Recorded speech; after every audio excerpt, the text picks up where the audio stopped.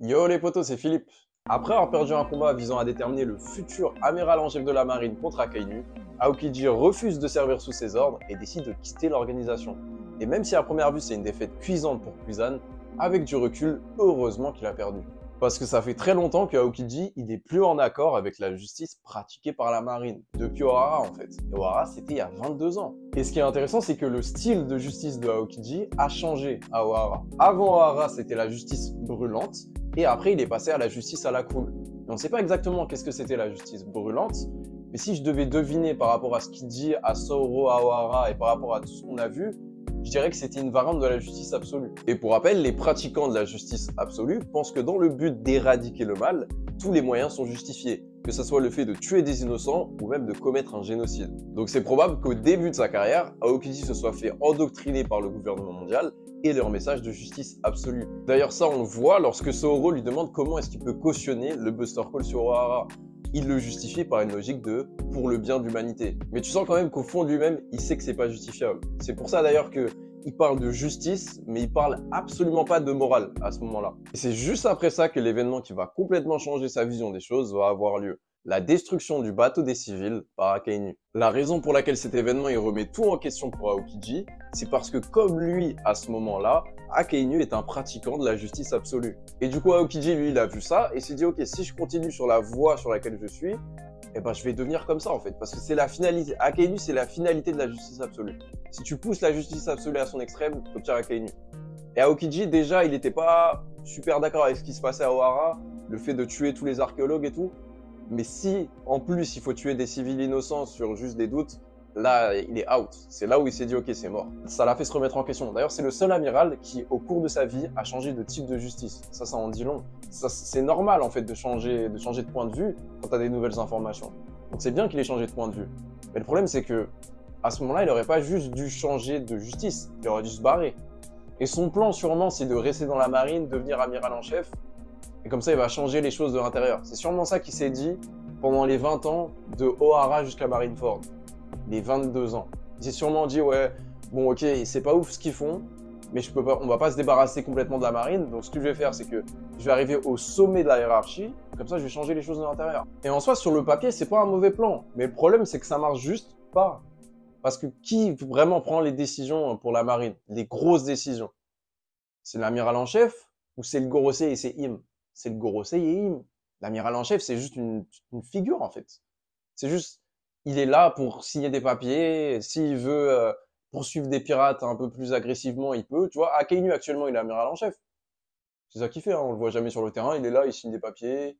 Il a déplacé QG parce qu'il se disait, voilà, ça va faire opération coup de massue sur les pirates et tout. Le gouvernement mondial, il laisse faire ça parce qu'ils en ont rien à battre. Le gouvernement mondial, les pirates, ils en ont mais rien à taper. Eux, ça les arrange parce que ça leur donne une bonne image. C'est comme une campagne marketing pour eux.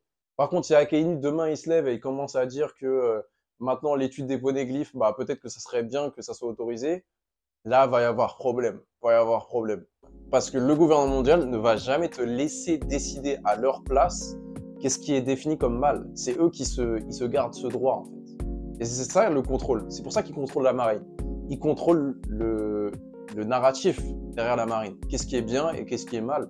Et s'ils définissent quelque chose de mal, alors la marine doit l'éradiquer. Et c'est pour ça qu'ils la contrôlent. Et Aokiji, lui, ce qu'il veut, c'est redéfinir ce narratif. Redéfinir qu'est-ce qui est bien, redéfinir qu'est-ce qui est mal. Il ne veut pas juste changer le QG de localisation. Ça, il n'en a rien à taper. Et donc, du coup, si vraiment il voulait changer les choses, il n'aurait pas dû essayer de devenir amiral en chef, puisqu'au final, tu ne peux rien changer réellement, tu ne peux pas changer le narratif, qu'est-ce qui est bien, qu'est-ce qui est mal. Il aurait dû abandonner l'idée de changer les choses à l'intérieur et se dire que ce qu'il fallait faire, c'est de faire tomber le gouvernement mondial. Et c'est tellement dommage, parce que Garp, il aurait pu dire tout ça à Aokiji, en fait. Garp, ça fait longtemps qu'il est là, ça fait longtemps qu'il voit Sangoku, ça fait longtemps que Sangoku il est amiral en chef, et que Garp, il voit que c'est pas lui qui prend les décisions. C'est pas Sangoku qui prend les décisions.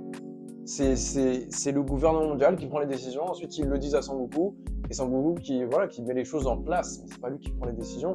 Et donc il aurait pu en parler à Aokiji, et ça aurait évité à Aokiji de perdre 20 ans à courir derrière le poste d'amiral en chef, qui au final ne sert absolument à rien. Et le problème c'est que Garp il a ses propres biais cognitifs aussi, lui aussi il est resté dans la marine, alors qu'il aurait dû partir Garp.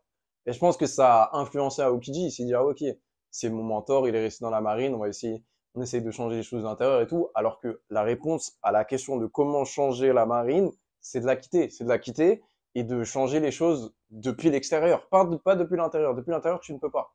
En plus de ça, le danger d'essayer de changer les choses dans l'intérieur, c'est que tu ne sais pas si tu vas réussir. Mais par contre, ce qui est sûr, c'est que tant que tu restes à l'intérieur, tu participes au système.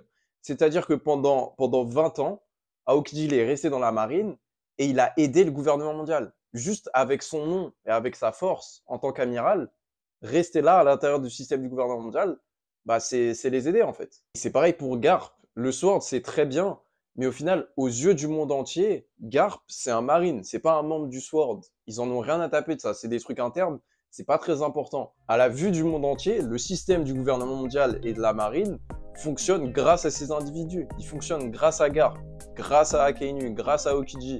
Et le truc, c'est que en restant dans le système, alors qu'ils savent déjà que le système est pourri et qu'ils pourraient partir pour faire un point en fait, pour bien montrer, ah ouais, en fait, il y a des marines qui partent de la marine. Comment ça se fait? Qu'est-ce qui se passe?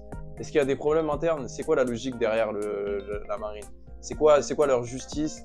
Attends, qu'est-ce qui s'est passé au Hara? Il y a eu un génocide? Bref, les gens, ils pourraient commencer à réfléchir et à remettre en question un petit peu.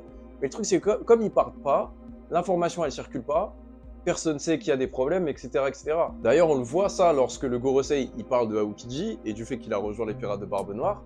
Ils sont en mode, ah, c'est un peu honteux pour nous.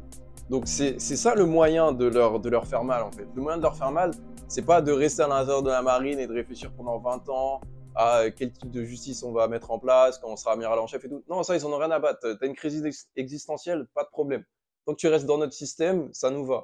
Par contre, quand tu pars et que tu commences à faire des choses contre eux, c'est là où ça les dérange et c'est normal. Donc c'est ça qu'ils devraient faire à Aokiji, Garp et compagnie. Et donc le fait que maintenant Aokiji il soit devenu un pirate, moi, je me dis que c'est très bien et c'est ça qu'il fallait faire direct, en fait. Parce que, ok, c'est un pirate, mais un pirate, qu'est-ce que c'est? Ça veut juste dire que c'est un homme qui est contre le gouvernement mondial. Donc, tout baigne, tu vois, parce que tu es contre l'entité qui domine le monde et qui impose des choses qui sont immorales. Donc oui, c'est bien, il vaut mieux que tu sois un pirate que tu sois dans la marine. Donc, il aurait mieux valu qu'il quitte la marine et qu'il devienne un pirate plus tôt. Parce qu'à mon avis, en tant que pirate, Aokiji, il va pas faire ce que Barbe Noire fait. Lui, il va essayer de renverser le gouvernement mondial. D'ailleurs, ça colle aussi avec ce que Doflamingo nous dit après avoir vu Aokiji. Il dit un truc du genre, il y a une grosse différence entre un vagabond et un homme déterminé. Parce que Aokiji, il lui a dit que je suis juste un vagabond. Et juste après, il dit ça. Donc, il sous-entend qu'en fait, Aokiji, c'est un homme déterminé actuellement. Il essaye de faire quelque chose réellement. À mon avis, ce qu'il essaye de faire, c'est de faire tomber le gouvernement mondial. Donc heureusement qu'il a perdu contre Akainu et qu'il n'est pas devenu amiral en chef, parce que peut-être qu'il serait resté encore 50 plus avant de se rendre compte que ça servait à rien, en fait.